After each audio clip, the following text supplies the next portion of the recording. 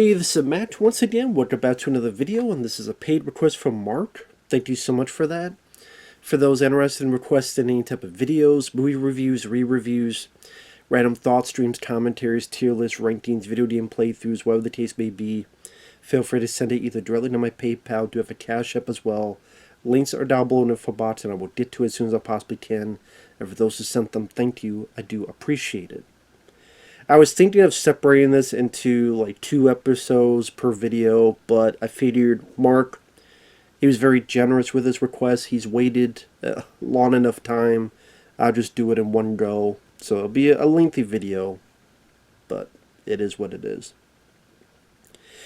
So this was The Last Dance. I keep wanting to say Michael Jordan The Last Dance. I'll get to why in a minute, but this came out quite a few years ago, and this was great. I will say, at the end of the day, this was a very interesting, fun miniseries to watch. As a guy that...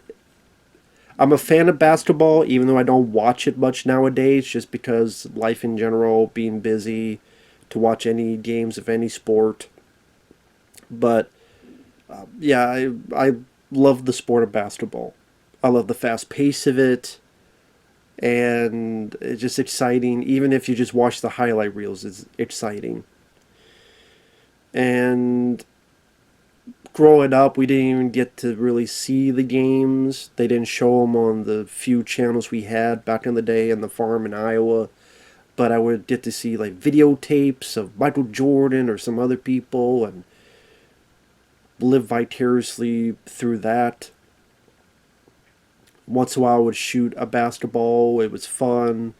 I wasn't good at it because I really didn't put the time and energy into it, but still fun all around. And it does maybe one day one day I want to go back and watch the whole 1992 Dream Team series of games. I do want to watch like basketball documentaries on certain players if they were made. I mean, back in the day they were like hour-long programs, but to watch all that stuff would be fun on certain players back to the day of the 80s and 90s and such. Because it does fascinate me. And the basketball action is fast and furious and exciting, and there was a lot of details in this. It was definitely in-depth to a point, which is that leads to my major criticism of it. But they have a lot of people involved with this. I don't know if Michael Jordan was a producer on this, and I should have looked this up. I'll just do it now.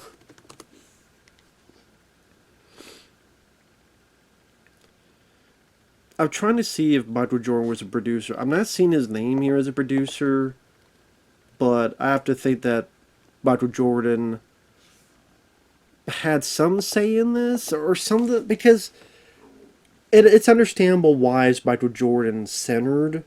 Of course it would be. Sometimes it's a bit too centered. I'll get that. But a lot of people are interviewed. Of course, Michael Jordan, Scottie Pippen, Dennis Rodman, Phil Jackson, the coach. You have a little bit of Tony Kukoc, a little bit of Steve Kerr. Other people like Charles Barkley a little bit, Gary Payton, Reggie Miller, Patrick Ewing, Larry Bird, Magic Johnson, Kobe Bryant. Rest in peace to him. In fact, one of the episodes is dedicated to him because it's around the time where sadly that helicopter crash happened. And even, I think, like, B.J. Cartwright, Horace Grant, like, they do talk to quite a few people throughout this. And there's a lot of behind-the-scenes footage because, especially in 1997-98, they were able to go behind the scenes of the Chicago Bulls. And just a lot of footage. You get to see them during practice. You get to see a lot of edited footage of the media at these certain times and how they were talking about it. It's a very well edited documentary very well structured miniseries where it just goes at a fast pace and it was never boring. Like this was 10 parts. Each one's about an hour long, so it's about 10 hours, and it flew by. And then when the action, basketball action starts, it was just as exciting as when I would see these highlights as a kid. And there would be like Michael Jordan, come fly with me, and Michael Jordan's playground, and all those VHS tapes back in the day. And like a lot of people, I'm a fan of Michael Jordan as a player. And yeah, I would say he was the greatest player of all time. I still feel that way. A giant dickhead. I do think he's a giant dickhead in real life. I think nowadays he's a miserable, lonely guy who has no real friends because he ostracized and paid the price. I mean, he got to be the number one guy, winning multiple championships. Is considered by many the greatest. I know some would say LeBron James. I still would pick Michael Jordan. That's just me. But it comes at a price. It kind of makes me think of Charles Barkley, kind of the opposite end of that spectrum, where Charles Barkley never won a ring. But with his, being still a force to reckon with, a personality, funny to listen to. I've seen many clips of Inside the NBA, and I really like Charles Barkley. I like what he says.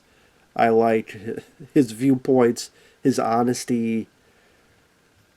I mean, he does tend to repeat himself, so it's like he'll talk and he'll say like the same thing 8 times. Like, dude, we heard you the first time.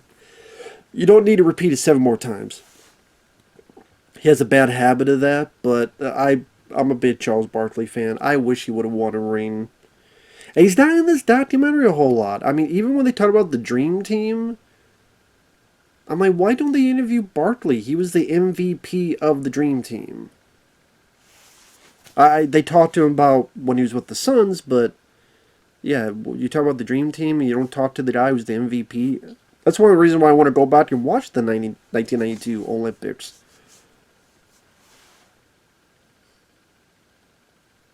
Because it was like a shining force for Charles Barkley. But anyway.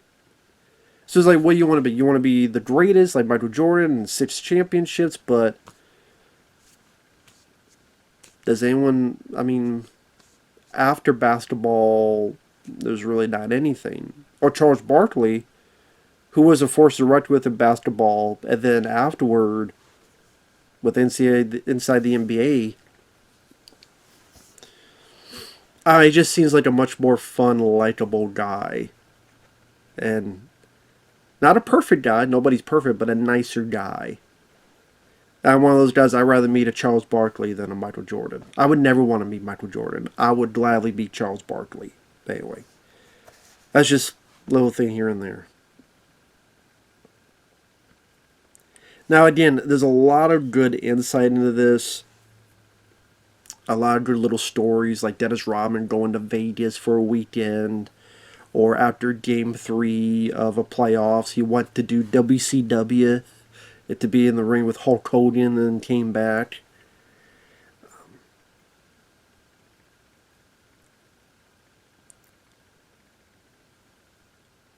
My major criticism of this, and I'll get to the episode specifically in a bit,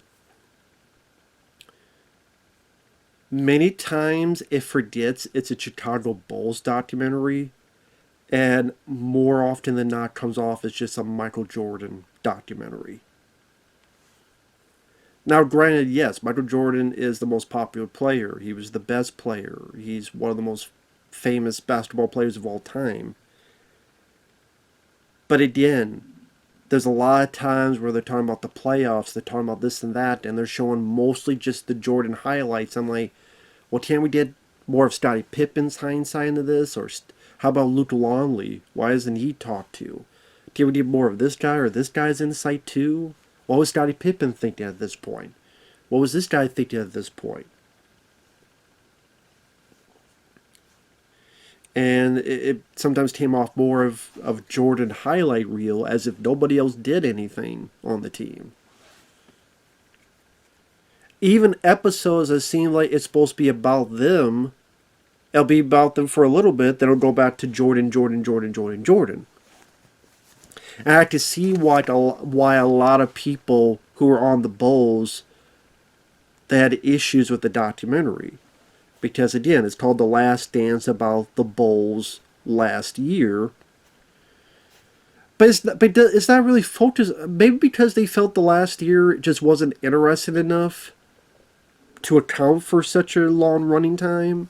So we add in all the other championships, which is fine, to show their dynasty and their history.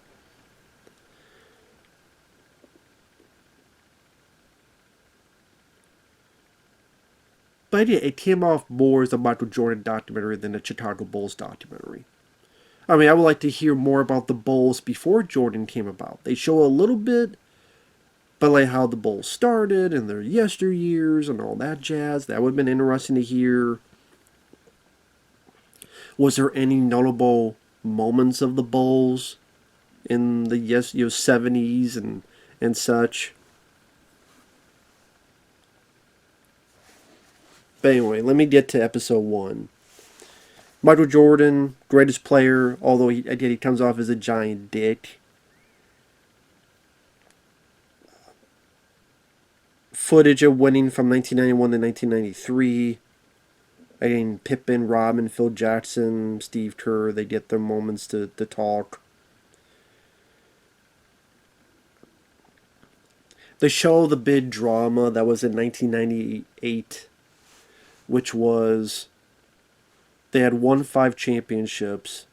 They're hopefully going to go on the way for a 6th one. Jerry Krause, who has passed away, and he's not looked at fondly during this. Which, I mean, he doesn't have really a way to defend himself because he's dead.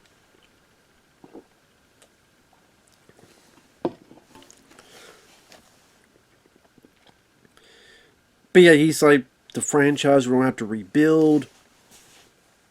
Phil Jackson's not coming back next year no matter what. I think the quote was, even if it's 82-0, even if you never lose a game, Phil Jackson's not coming back.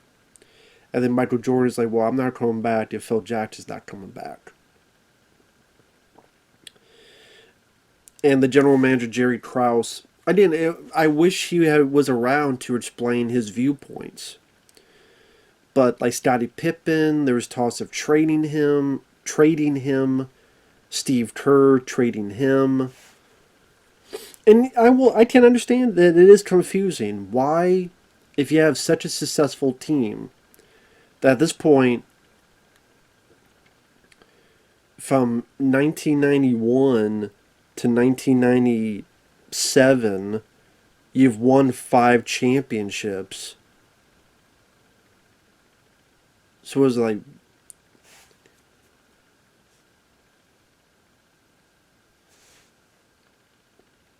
what? Wait.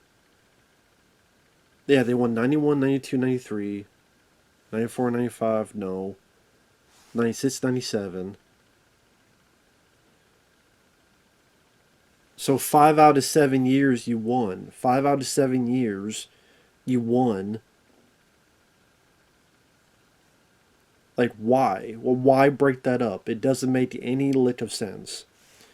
But, like, Phil Jackson and Jerry Krause, apparently tension was high between them, which I'm like, why? Like, if they're winning, if I was a GM, I'd be like, I'm going to shut the fuck up. They obviously know what they're doing. Imagine all the other GMs and all the other places whose teams are like only won 20 games total. But yeah, this guy, and then there's talks of kind of hints of, well, Jerry Krause didn't get the recognition. Jerry Krause wasn't get the accolades. Jerry Krause was not being looked at as the guy. Like, he had the little, and they talked about, oh, he had the little man syndrome.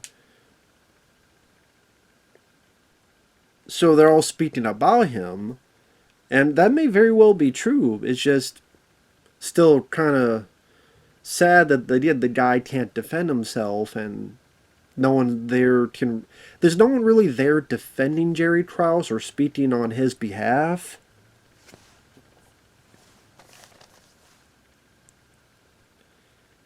But there's definitely some tension there. That next year the franchise is going to rebuild. And it's like, well, if Scottie Pippen can still play, and Michael Jordan can still play. I mean, LeBron James is how old, and he's still there, and he brings his son, and no one gives a shit about LeBron James' son. He sucks. If you watch him play, he fucking sucks. And that Lakers team has been a fucking abysmal for a long while. And they bring like everybody there. They like LeBron James gets like every fucking famous, like Charles Barkley said, do you want all the good players? And they still haven't made it work. And then JJ Redick acting like a fool. This motherfucker, fuck this. I'm like, dude, shut up. You're not Bobby Knight. Okay? You don't be kicking basketballs up to the ceiling now. You're not Bobby Knight. JJ Redick, shut the fuck up. You big baby. You bitch. Go fight Stephen A. Smith again. Goddamn. But he's also the guy that belittles the old guard, like oh, it's so much tougher today than it was in the 80s and 90s. In the 80s and 90s, you could body slam someone and not get a fucking technical foul. Like, literally, you could elbow someone right in the chest and almost break their fucking rib cage. Okay, hold, break it up. Go. You don't call foul? Yeah, just stop playing so rough. That's how it was in the 80s and 90s. You get the shit kicked out of you. Right in the jaw. JD Reddit don't know what the fuck he's talking. Anyway, going off tangent.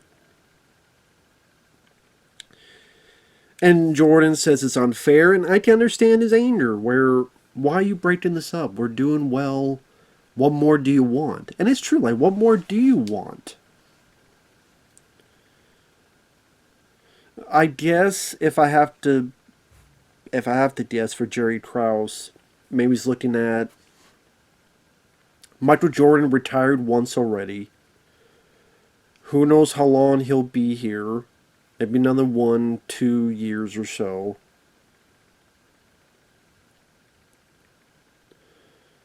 Scottie Pippen, there's been anger there already. I was just trying to find out because he signed this contract. He was, the sixth? He was completely underpaid. I think on the Bulls' salary, he was sixth in line. Because again, he signed this contract because, well, I want to provide for my family, and what if I get hurt? What if something happens, and then I don't get this certain money, guaranteed money, and the upper echelon don't want to renegotiate, and then Scottie Pippen get more pissed, and he would throw a lot of shots at Jerry Krause, and it would get much more heated.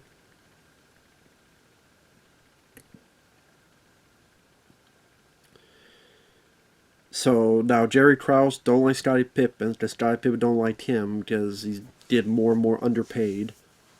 He probably wants to get rid of that, for him, a headache.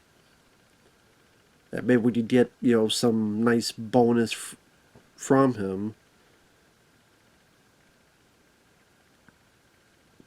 And then he doesn't know how long Jordan will be here.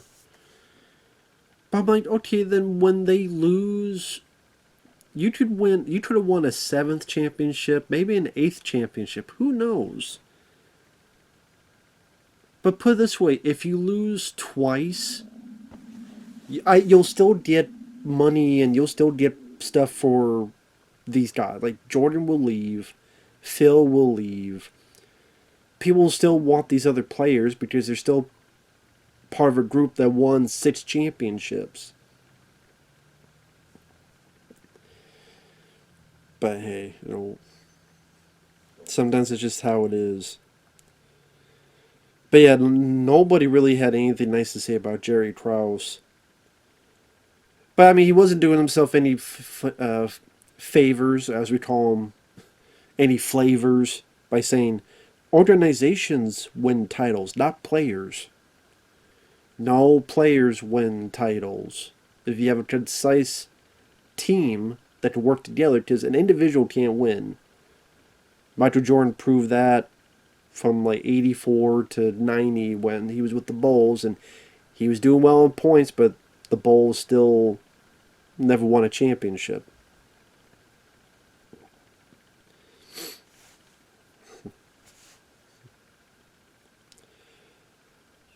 But I mean, when you say that, you rub people the wrong way. And Michael Jordan says if Phil's not coaching, then I'm not playing. There's tension between Phil and Jerry Krause. Phil Jackson, of course, being the coach of the Bulls.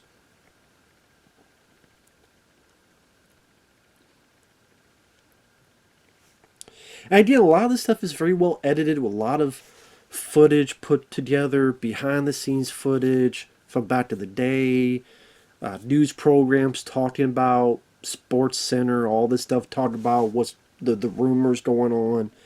Like this was I could assume this was a very time consuming project. And it's, again, really good and fascinating to watch.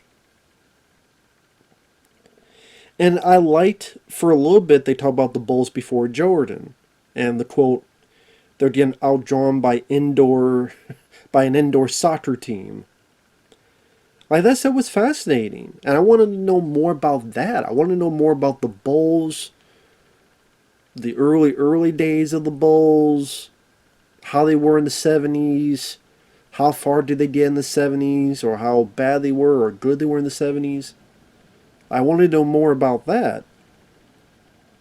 But of course, no, they go to Michael Jordan. Him in North Carolina, the third pick of the draft. In the early days, he would see other Bulls players have lines and weed and women.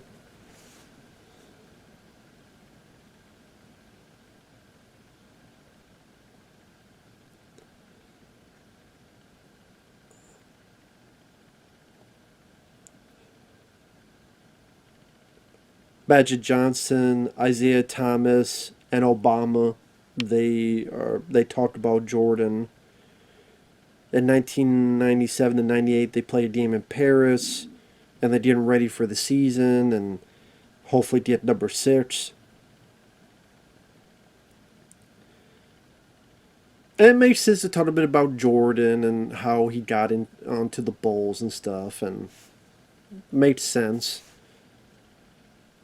But already we got some nice dramatic fuel and tension with Jerry Krause, him wanting to shut things down at the end. Phil Jackson kind of knowing this is going to be the end of it. Even on his program, his sheet, he would call this The Last Dance. It's good first episode. Good introduction to everything. And episode 2, it goes into Scottie Pippen. How he's underpaid. He talks about how after the season he may be relieved of his duties. He was the 6th on the Bulls' salary. Michael Jordan spoke highly of him at this point. When people speak Jordan, they speak Pippen. He was the best teammate of all time. But they also include a lot of stuff Jordan would critique Pippen on. And you notice, like, there's not really a lot of anybody critiquing Jordan on stuff. Like other players. But Jordan would fucking critique everybody, and this is personal, and I made it personal. It just seemed like Jordan got... That's why I was wondering if he was a producer. It felt like he's able to say the A-OK of include that, don't include that, you can have that, but you can't have that. I don't know, maybe that wasn't the case. I've heard that Michael Jordan got paid $10 million as if he needed it, and that the others didn't get paid much of anything, which I thought that would be weird. Maybe it's one of those things, Michael Jordan, I'll do it if you do this, but I'm like, well, Jordan, why do you need it? This is pretty much a glorified ego stroke for you, but whatever. He probably makes that in one day just from Nike alone. They talk about how Scotty would be out 2 to 3 months because his ruptured tendon on his foot. And then right off the bat, they're kind of critiquing Scottie Pippen. Oh, Scotty was wrong. He was trying to force more of a contract and a better contract. And Jordan is like, he should have got that done earlier. Should have got that done sooner. I'm like, Jordan, that's easy to say for you. You're getting paid well. Like, Scottie Pippen was considered one of the better players, the second best player on the team, and he's sixth on the Bulls' salary. And Jerry Krause talking about how we're going to get rid of him next year, and we'll trade him. And I mean, you kind of feel undervalued. You kind of feel like, why am I working hard if these people don't give a fuck? If the management doesn't give a fuck, if the GM doesn't give a fuck, if you're not going to be paid for your service, which, granted, I mean, getting paid is more than any of us would ever make. But compared to other people, might be a bit embarrassing.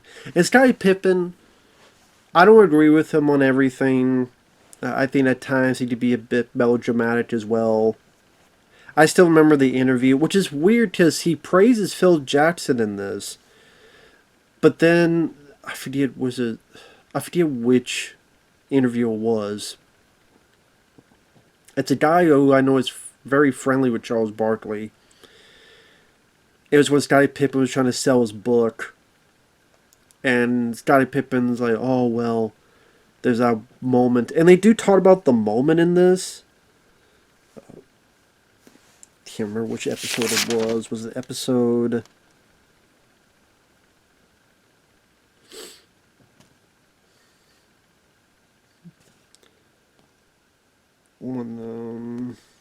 give me a minute. Episode 7? Yeah, episode 7. Where Scotty's not going to go away and he's angry that Phil Jackson picked Tony Kukoc to take the shot. And then he says there's something about racism. And I'm like, dude, really? He didn't say it in this, of course, but in that one interview, I'm like, dude, come on. Seriously? You're praising Phil Jackson quite a few times in this, but then, that again, as Charles Barkley says, he's just trying to sell a book. I do like when he picks on Jordan because, listen, Jordan is a great player, but he's a bit of a dick, so that's why it doesn't bother me if I hear someone trashing Jordan, because as a person, it seems like he deserves it.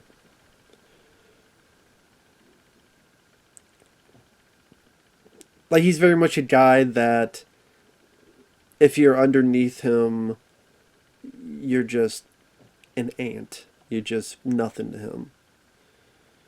That superiority kind of vibe from him, and I don't know. Not a fan of the person, but a great player. But Scotty was out in this one. Bulls are not doing great. They're 0-4. The Clippers beat the... Well, there's the Clippers. There's 2 overtimes, but I think they win that one.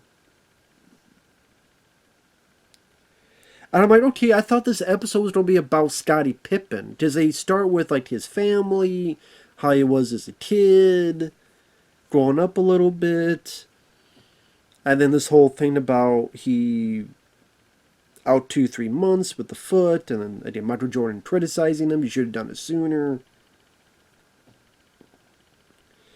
I'm okay, this is going to be the Scottie Pippen episode, where we're going to hear a lot more about his time, his thoughts when he was out for those 2-3 months. Was he watching the games? What was he feeling? Kind of how Scottie Pippen was back in the day when he first got in, the early days. But then it kind of stopped being about Pippen and went back to Michael Jordan. Michael Jordan's, 1985 broken left foot. He wasn't allowed to play in the last 30 seconds, and he was very soured on Jerry Krause, which I don't think was fair. I think Michael Jordan was being a bit of a bitch in this. I'm like, well, I have to play, I have to play. And I guess for his point of view, to be fair, Michael Jordan was thinking, oh, they're like, well, we'll lose these playoffs and then we'll get like better picks later and better points of the draft. I said, no, I want to win. We should only worry about winning. But I'm also thinking, if you have a broken left foot, and what if you hurt it again? And what if it screws everything up? And, that could be permanent. So, he may be right where there's probably some, okay, we can't do it this year, but let's think of next year. It's like, no, let's think of this year. Maybe it's like Michael Jordan's more into checkers than chess, that type of thing. So I think there was some truth to it that, yeah, they figure we'll lose this time, but then we'll get better picks and rebuild next year. But I don't... Number one, most management does that. Number two, sometimes you do have to look ahead. You can't do it now. Like Michael Jordan playing, I even if Michael Jordan went in and played, I don't think they would have won because he can't do it by himself. He doesn't have the team to support him. I mean, there's the thing against the Celtics, which they bring up, where he does very well against the Celtics, but the Celtics still beat them. So it didn't fucking matter.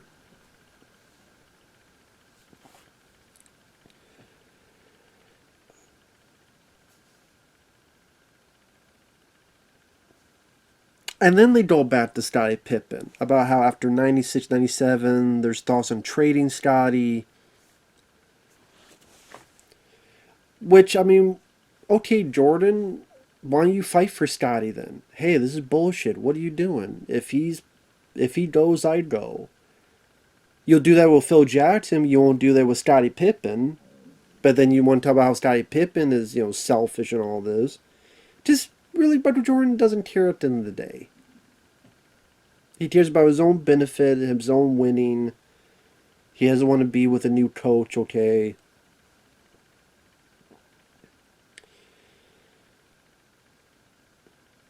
And, that's the kind of the thing at the end. Scotty's being selfish. Scotty's being selfish. As if you're not selfish, Michael Jordan. As if you're not fucking selfish. You're about competitiveness and you wanting to win, win, win no matter what. No matter who you hurt, no matter who you berate, no matter who you shit on, you want to win. No matter who gets hurt in the way. I'm going to run you over so I can win. That's selfish unto itself as well. You didn't do it for the fans. You don't give a fuck about the fans. If they want an autograph, you tell them to fuck off. At least those are the stories I hear throughout the years. But it's that public persona that he wants out there, and then they go, yeah, he's a bit of a jerk. That's why time and time again you hear these stories. Yeah, he's a bit of a jerk. Like, Jordan, you're selfish too, so you keep judging Scotty. Look in the mirror, dude. I mean, a lot of people would say Michael Jordan doesn't win those 6 without Scottie Pippen. I mean, Scottie Pippen is not there, you're going 0-4. And then Des Rodman and others, kind of pick up the pace a bit, which we did in episode 3 with that. But again, it's just funny that this is supposed to be the Scottie Pippen episode, and still you got bring in Michael Jordan, how he was in 1985, and all this other stuff. And it's like, even in a Scottie Pippen episode, we still got to make some of it about Michael Jordan. So you see that repeatedly throughout. Even episode 3 is supposed to be about Dennis Rodman, but then it goes back to Michael Jordan and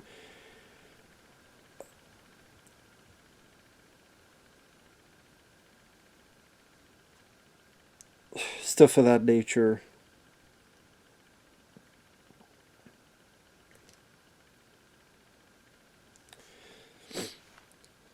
I think that, again, I wish sometimes, like, if a Scottie Pippen made the whole thing about Scottie Pippen centers specifically on him. Same with Dennis Rodman and such. It was interesting to hear and see info about them. But then the go back to Michael Jordan is like, no, can you stay on the topic at hand? But again, all these episodes were interesting to watch and just a lot of cool footage mixed in there. And I really appreciate that. Episode 3, Dennis Rodman. How Rodman stepped up and eventually helped the Bulls since Scottie wasn't there. He was really good at rebounding. Tells about how he lived on the streets for 2 years at one point. The 1986 draft to Detroit. He was like the big pest. And how rough the Detroit Pistons were. How they're ready, to whip your ass. And that's why I would have loved to have heard more about Rodman and the Pistons. And maybe hear from Isaiah Thomas more so on how he feels about Rodman. Bill Laimbeer, other people who played for the Pistons, how they felt about Rodman. And the coach, and just really show his evolution in playing in the Pistons. You see a little bit of it, but it goes back to then Jordan and how there was a new coach around 86, a guy named Doug, which Jordan likes this coach. I would say I liked him too because I liked his demeanor. I liked the way he would answer questions to the press. A lot of people are asking about strategy, and for him it's like, get the ball to Michael and everybody get the fuck out of the way. I thought that was pretty funny. It was also interesting some of the music choices they would use during this documentary. Like, there's a bit here where they're showing the 86 era of Jordan and the coach Doug. I'm listening to the music. I'm like, is that what I think it is? It was Party Man by Prince from the Batman soundtrack. I'm like, is that from the fucking Batman soundtrack? Yeah, it's Party Man by Prince. Party Man. I did not expect to hear that fucking Chicago Bulls documentary or the Michael Jordan documentary special appearance by the Bulls. But that was kind of funny to hear, like, which music would be played during each episode. Mark Jordan tells about his hate for the Pistons, and they made it personal, which is a running joke, really. How so many things made him... Jordan made it personal. Everything made it personal. If he brushed his teeth wrong, the toothbrush made it personal. About the Jordan rules, about what they were told to do specifically to Jordan, beat the shit out of him. In 1993, Rodman was in a lost place. But it would have been nice to hear more about Rodman because he was at the Pistons, and then there's a point he went to the Spurs. I think it was San Antonio, and to hear about that and how was that. Because it's a Bulls documentary, not a Jordan documentary. So let's see more about how Rodman was in the first couple years and how was it during the lost place, going to Spurs. How was it there in San Antonio? How did it not work out? Why did it not work out? To see, because we'll hear about maybe because it's not about the Bulls, but it's about Dennis Rodman, who's part of the Last Dance.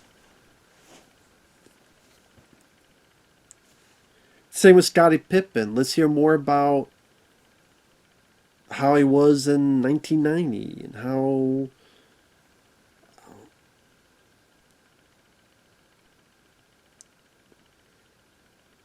I'm trying to think, when did he come into the Bulls?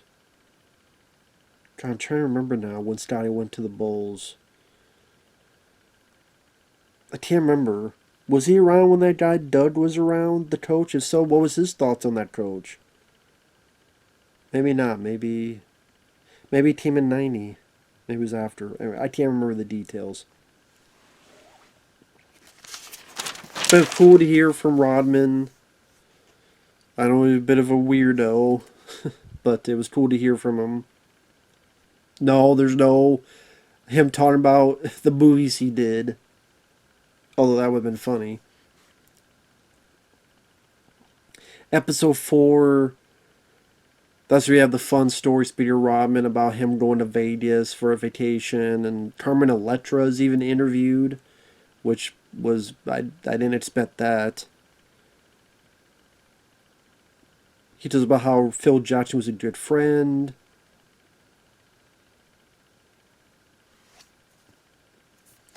And how Phil is like, hey, he's going to do his thing, but he's going to come back, and then he knows how to play ball.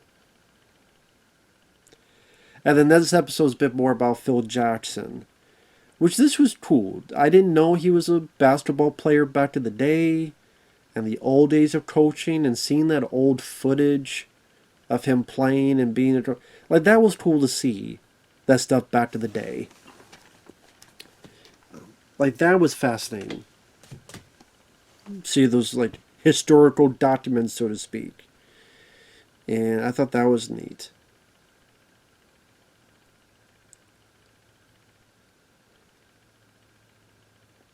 And then eventually at the end of the day, apparently, like, Doug was coaching the Bulls. Phil was there as, like, an assistant.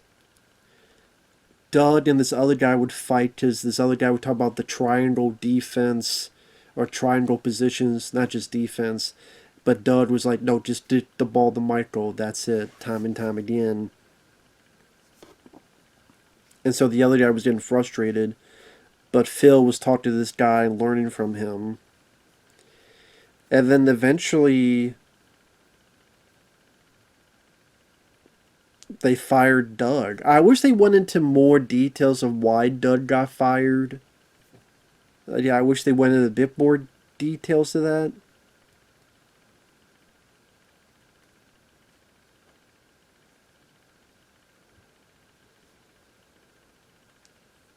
I guess you just Doug catered to Jordan while Phil catered to the team. But yeah, I guess I would like to have seen a bit more insight to Doug. You know, I mean, you don't want to ask how does it feel to get fired, because of course it feels like shit. But just a little bit more details about that, we'd like to have heard. And it's funny, Scotty praising Phil Jackson, but when your book comes out and do a tour, he's racist. Well, which is it? You're praising him, but then you say he's racist. What? Because he pit Tony Kukoc, who the same maneuver they did multiple fucking times.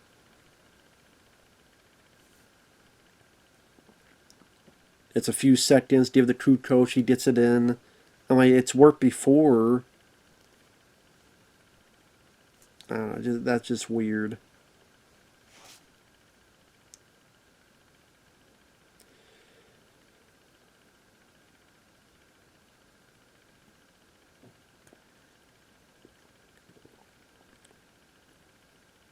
Then in 1990, Scotty, there's like a game where he's like, I can't see, he's doing well.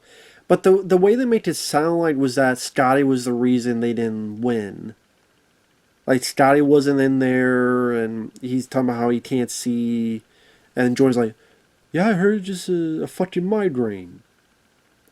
I mean, obviously it's more than a migraine if he couldn't fucking see. And also, you have the whole rest of the fucking team. So it wasn't just Scotty the reason you lost in 1990. But they got defeated by the Pistons, and Jordan's pissed at the Pistons, so he adds muscle, and I want to start fighting back.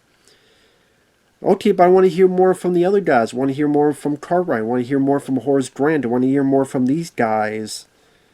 We hear a little bit of them, but I want to hear more from them. It was nice to hear a little bit. Like, even it out. But I did. Michael Jordan is the star of it.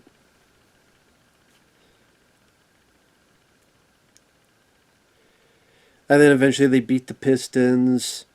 Pistons don't shake hands. And the media really went after them for that. Isaiah Thomas says, well, we were feeling one thing. If we knew the shit show that would happen, of course we'd shake hands. And Jordan pretty much hates Isaiah Thomas to this day. He can't let shit go, too. I'm like, dude, it was how many decades ago? He didn't kill your family. He didn't kill your friends. He didn't rob, steal, rape, pillage. They lost. They were pissed. They were angry. They didn't shake your hands. Okay. You know, let it go. It's like how he still hates Charles Barkley because Charles Barkley dared criticize him. I think when he was was he managing the Wizards? Or was it when he was playing? I can't remember. But, like, really? To this day, you're in your friendship, he just, I don't know. For a guy who's supposed to be a tough guy, Michael Jordan sometimes sounds like a bitch.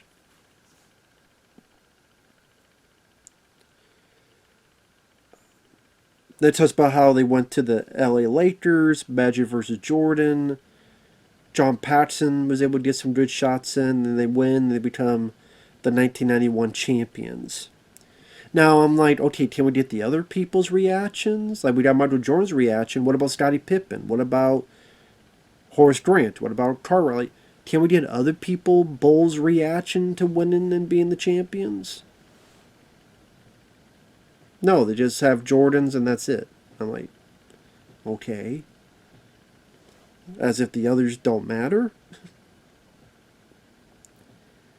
And again, I'm really enjoying it, but that's where I go, okay, it's much more centered on one guy over others. I know people say, well, is that really a big surprise? No. But again, I kind of wish sometimes things were a little bit more even. So episode 5, there's the All-Star game in 1998, 97, 98. Kind of like how Larry Bird and Magic Johnson's there, and they're talking a bit of trash to Michael. Thought that was kind of fun to see those behind the scenes. This is the episode dedicated to Kobe Bryant. So Kobe is interviewed and about how he's new there and during the All-Star game. Go a little bit of back and forth. They also talk about Nike being an upstart. Converse said no. Jordan liked Adidas. He didn't want to go to Nike, but his mom said, no, you should go there and try at least. Air Jordans made. They talked to Nas and Justin Timberlake about getting Air Jordans. Spike Lee doing commercials for Jordan.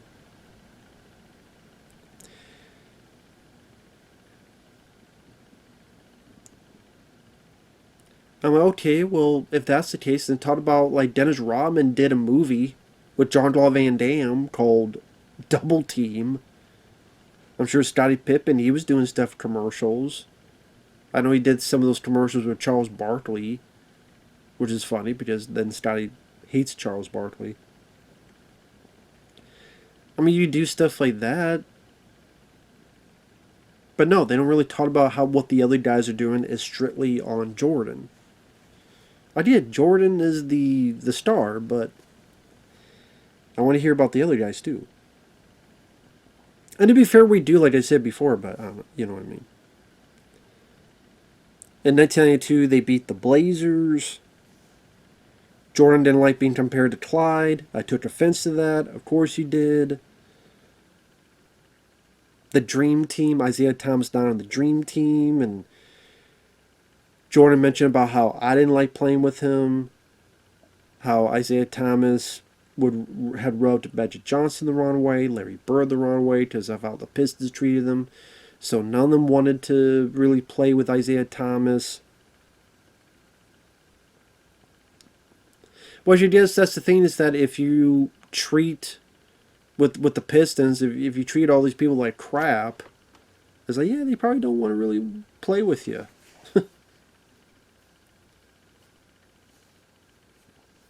It's like, well, then you can't be that surprised. You can't be that in shock.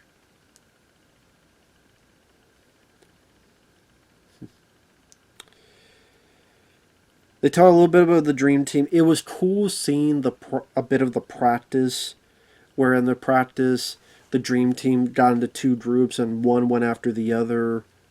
It was cool to see that. I wish all that footage could be out there to see the full game, because they filmed it. They definitely filmed enough of it, so I'm sure the whole game is somewhere there in the vaults. Why they don't release it? Because come on, people would see, even in that rough quality, the dream team battling each other on the court. But it was cool to see, because I'd seen bits and pieces before, but you get to see more of it here, and that was really cool. Really nice footage to see. Also cool that they interviewed Tony Kukoc, who of course eventually will be at the Bulls, but this time he was at Croatia. So apparently Jerry Krause, the GM, who at this point Michael Jordan and Scottie Pippen hate for a variety of reasons, he's like, oh, I want to get Tony Kukoc, I really liked him. And they're like, oh, really? So you putting him over us? Okay. Hey, during this game, leave him to us. And they embarrassed Tony Kukoc.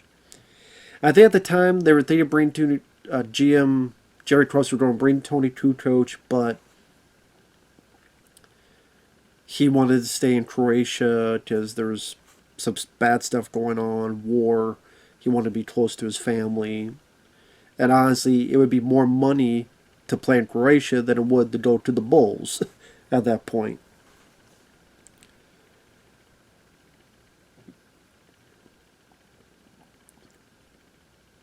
Again, I don't understand why Barkley was not interviewed about the Dream Team, because, again, he was the MVP.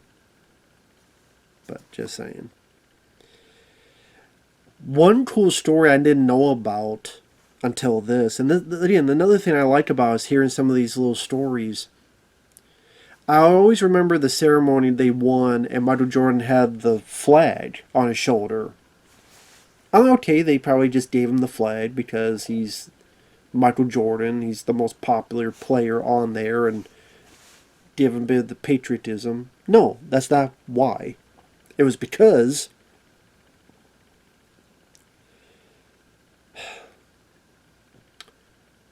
he had to deal with Nike, but this was Reebok, and it'd be the Reebok logo. So he's like, I can't show the Reebok logo when I'm with Nike. And I'm suddenly going, dude, it's the Olympics. Like, listen, dude, it's the Olympics. You know. So Michael Jordan said, screw that, I'm going to put the flag here and hide the Reebok thing. I don't know, just something about that seemed like who gives a shit at the end of the day, but okay. Then they did the commercials Be Like Mike, about how he didn't get into political, which I don't mind. He has the line Republicans buy 92. How people get mad that he wouldn't fight for a cause like Muhammad Ali would.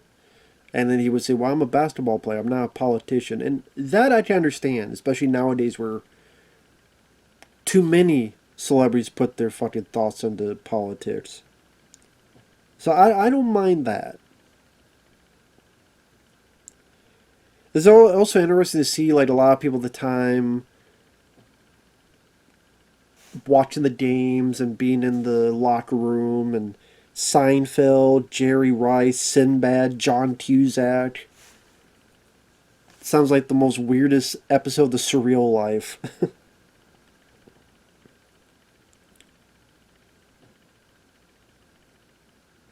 And yeah, that whole episode was pretty much about Michael Jordan and none of the other Bulls now that I think about it.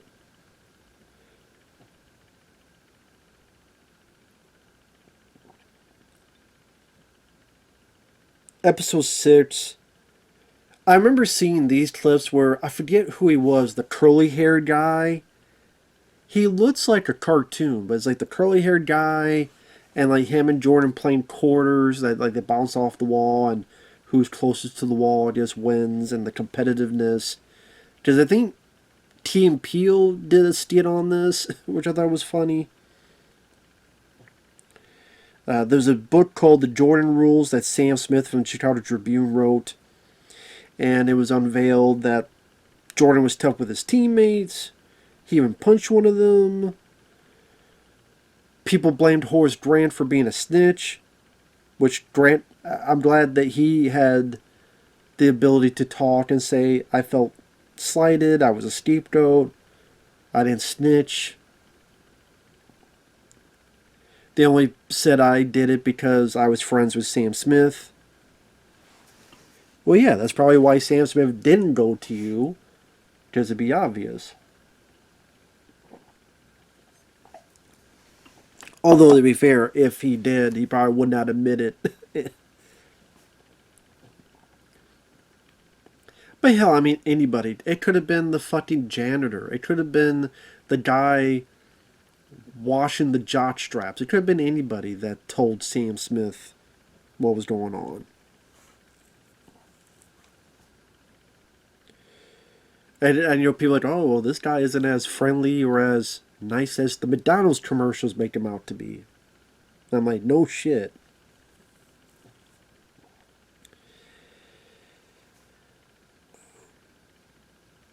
They talked about beating the Knicks. You have a little bit from Patrick Ewing. They talked a little bit about Jordan being a gambler.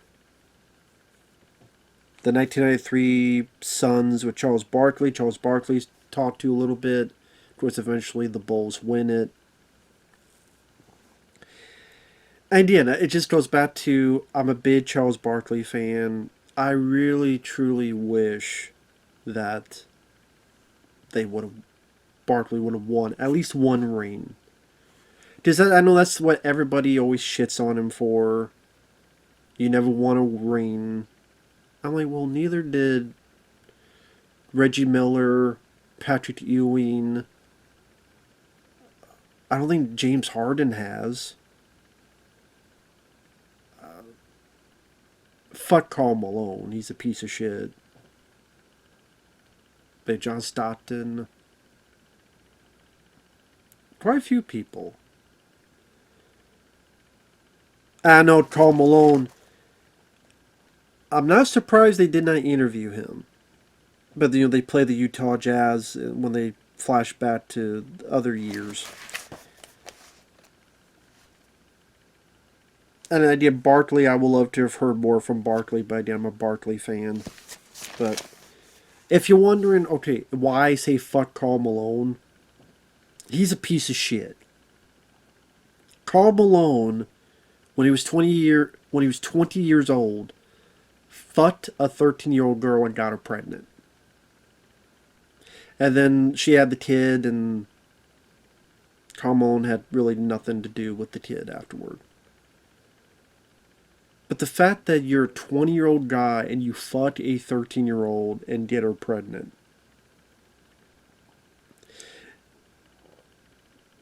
If you want to see, who was it? There's a video on YouTube where they're talking about the draft, and the guy is, oh, I'll take Karl Malone. I said, well, what about his personal stuff? Well, I don't know about his personal stuff. But I mean, he's a great player. And then the other guy goes, he got a 13-year-old pregnant. And the incident is god awful. The guy's reaction, though, I did laugh because it's a genuine shock. And I kind of, let me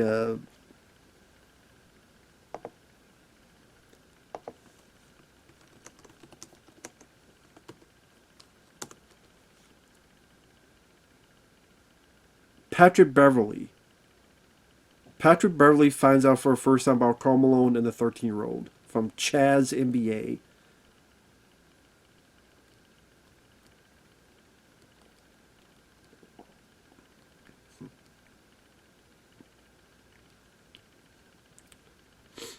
Look that up.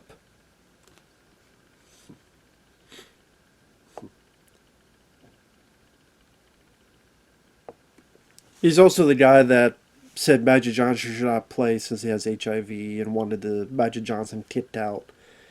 But yeah, look that up. I mentioned the title already. Patrick Beverly. That was him, right? I'm so bad with names. Yeah, Patrick Beverly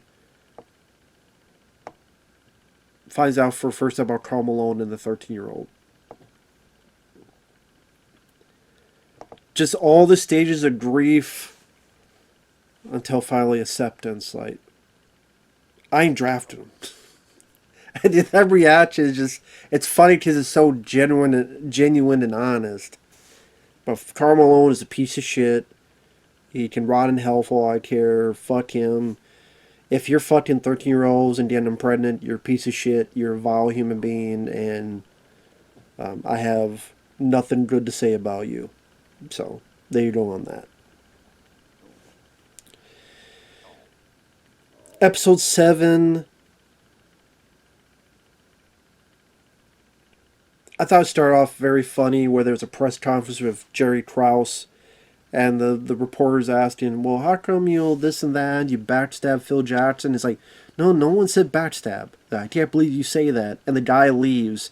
And then the reporters, one goes, way to go, Fred. And I thought that was the funniest thing that the guy said, well, way to go, Fred. The guy left. I think his name was Fred. It sounded like Fred. But it's like, way to go, man. You made him leave. Yeah, I thought that was just very funny. But again, it doesn't go much into the other details of the other players. I think Luke Longley is not even mentioned. Steve Kerr is barely talked about till like episode 8 of the 10. And it's like, okay, like, guys, like, well, they'll talk everything about Michael Jordan. Now, granted, made sense because there's some serious stuff, but I'm sure all of them have serious stuff too. But they talk about Michael Jordan's close relationship with his father. His dad went missing. The body was found in a creek. It was robbery and murder. And I do remember there's all the rumors. Oh, it's something to do with this gambling. It's like, no. And the media just exploding because that's when Michael Jordan retires. And I do remember these rumors as well. Well, he retired, but it was only 18 months, so it was this secret suspension. And it's like, no. It's not that. You tell me that no one's able to prove it.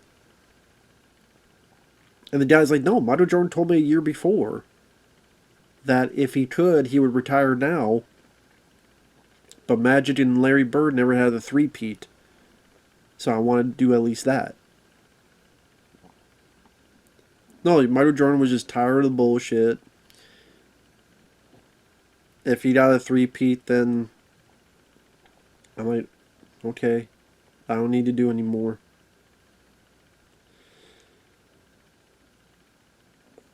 He retired. He played baseball.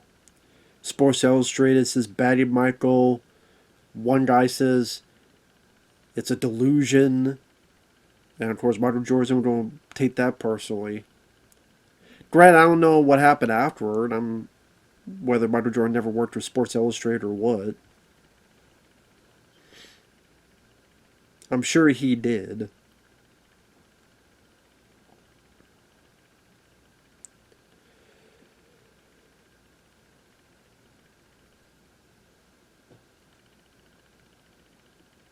They show a little bit of Michael Jordan talking trash in practice, pushing people like Scotty Burrell. And like people say, well, I don't know if I'd call him a friend, but they're like, hey, he pushed us, and Yeah, he pushed you and you won a championship. What if you had not won a championship? Then would you have been glad for all the dickheadiness he was doing? So they talk a little bit about Jordan being in baseball, which I always thought was a ridiculous thing. And then 94, Pippen kind of taking the mantle. And the Bulls did fairly well. And there's a bit where they're against the Knicks and won't give it a coach. Now they do neglect to mention that before that Tony Kukoc had messed up a play and Pippen was pissed about it. So they didn't tell the whole story.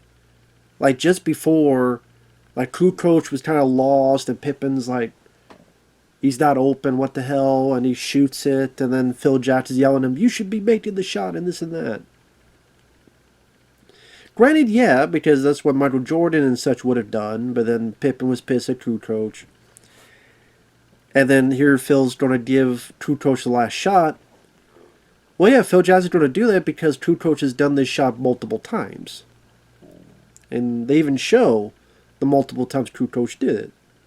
But Scotty's angry. He's like, I'm not going to go in. What? No, I'm not going to go in. So someone else went in. And Kukoc made the shot, so Phil Jackson made the right call. But the team was pissed at him because he quit on us.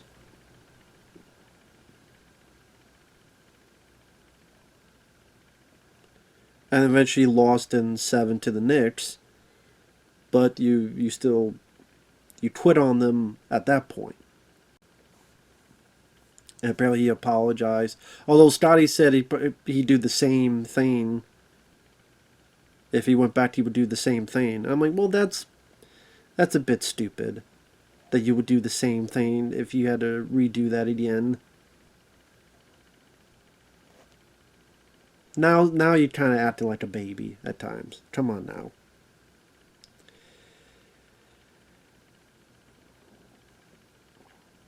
You get a little bit of insight to Michael Jordan about, being a leader, being a teammate. I mean, maybe I'm putting more insight into this than it deserves, but it feels like deep down Jordan kind of knows that he's alone. But at the same time, you kind of made it that way. And idea for understanding, you still treat people like pricks. Like, if deep down, or maybe he doesn't care about that. Maybe it's something else. Just, if you don't want to play that way, that's your choice. Pretty much how he always plays to win, and he's competitive, and he push people, and drag people along, and winning is all that matters. Well, now that you don't have to worry about that, you can make amends, you could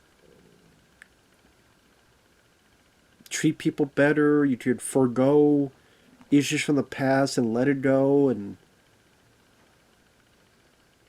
that's your choice now, MJ. That's your choice.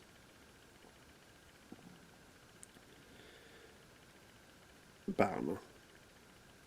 I think Michael Jordan, there's a lot more issues to him than people will readily admit, I'm sure.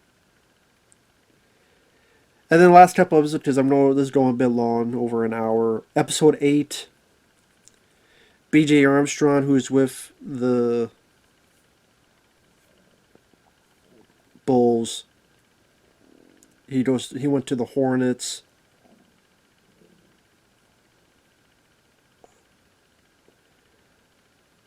There's a story about a guy saying nice game to Mike, taking umbrage, and then Mike shutting the team up. As, oh, I made it up.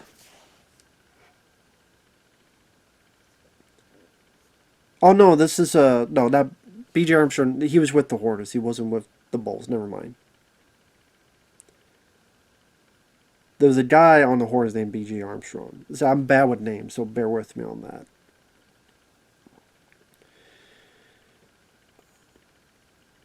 Baseball, 1995, there was a strike.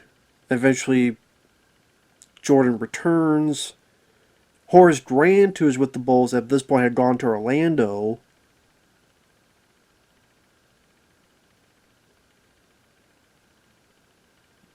And eventually they lose to Orlando in 95.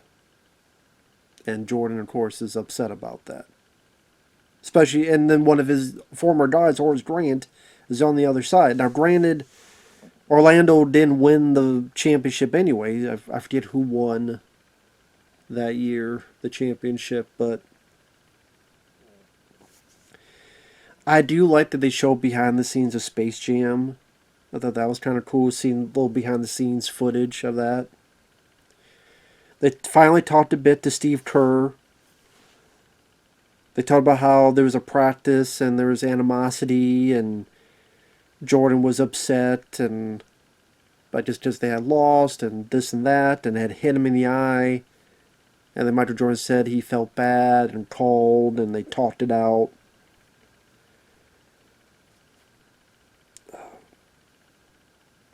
.72-10 record, Supersonics, Gary Payton beating them. Episode 9 was about, Reggie Miller and the Pacers. 97, the Utah Jazz. They do talk with John Stockton.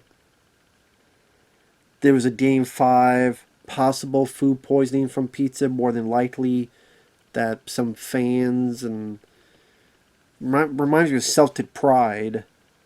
We don't do stuff to screw you over so our team wins, which is pretty shitty business. Steve Kerr helps in winning against the Jazz. The bodyguard, Gus, having cancer, which is sad to hear. But, I mean, do you mean to tell me that Scottie Pippen and Dennis Rodman and these other guys wasn't having stuff going on either? I don't want this to sound mean. I don't know if this needed a story about Michael Jordan's bodyguard having cancer. That sounds stupid and mean. I don't mean it to be that way, but I'm like, that's sad. But I think there's a lot of other stuff to talk about. I don't know.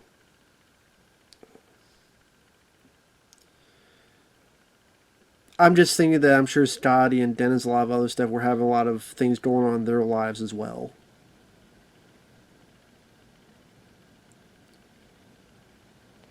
It is like we're not even going to talk at all about Luke Longley and how Tony Kukoc and all these other people were doing at this time, but we'll talk about the bodyguard. Beat Pacers in Game 7. Rodman at WCW, which was funny. Winning against the Utah Jazz. Episode 10, they win they won their 6th championship. Things break down. And then by the end, Jordan retires. Phil went somewhere else. Pippen was traded. Rodman was released. It was time to rebuild, and the Chicago Bulls never won another championship.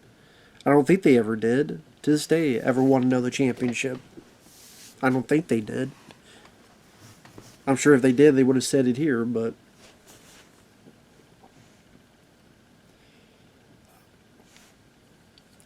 listen, I know I'm just going through like what technically is in this stuff.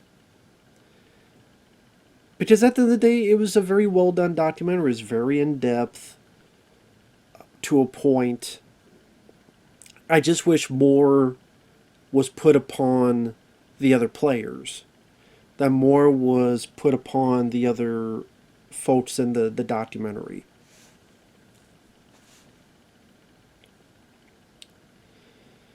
I just think that some other people would have deserved a bit more attention.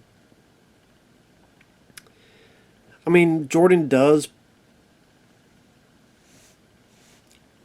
I'm I do this. I try to say three things at the same time.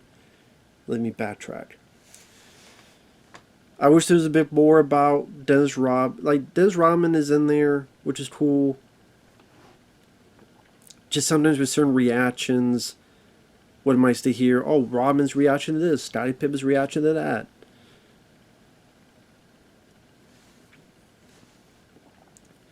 It just felt like some of the other players didn't really get their time to talk. And like Michael Jordan was always the hero. I'm sure he was a hero a lot of the times, but I'm sure a lot of the other times other people were heroes too. I would say the exception, like Steve Kerr, they gave him his moment to shine.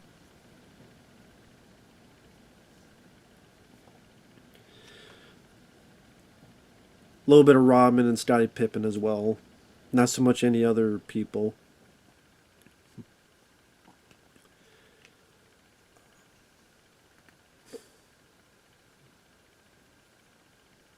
I didn't. It just felt like at times this was in conflict with being a Michael Jordan documentary and being a documentary on the Bulls. And then sometimes, I wouldn't say it was whiplash, but it's like, okay, it's about the last year of the Bulls, and I'm kind of getting into that story about the last year. Then we go back to here in 85 or 86 or 91 or 92. Which was cool to see all that footage and that info, and did a good chunk of Chicago Bulls history during that time. Maybe it's like, well, the last year wasn't really too interesting behind the scenes, other than the whole Jerry Krause thing that was at the beginning of this documentary, but the rest of it, and Scottie Pippen being hurt and then losing a bit at first. But then after that, like, that's the year there wasn't a whole lot of other drama, it seemed. But hey, we could throw in like the Vegas story and stuff, at least. So let's add all this other stuff from the past, which I mean I'm sure was for the better, made a much more entertaining documentary. I think at the end of the day, this was really good. This was wonderful to watch. Just seeing all the footage, all the old school footage, basketball footage. Get a bit of understanding of the drama that was going on during that time period. And yeah, I just wish some of the other guys had a bit more screen time. And again, it's like, do you want to be a Michael Jordan documentary or do you want to be a Chicago Bulls documentary? Some may say that's the same thing, so there you go. So it was really good. It was really good. I liked it, despite some critiques here and there. Well, with that said, thanks for watching. Take care. I know this is over long, but figure give a long, in-depth review from Mark. Very nice of him, once again, to send in the request. Thank you for that, man. Take care, and we'll see you in the next video. Bye-bye for now.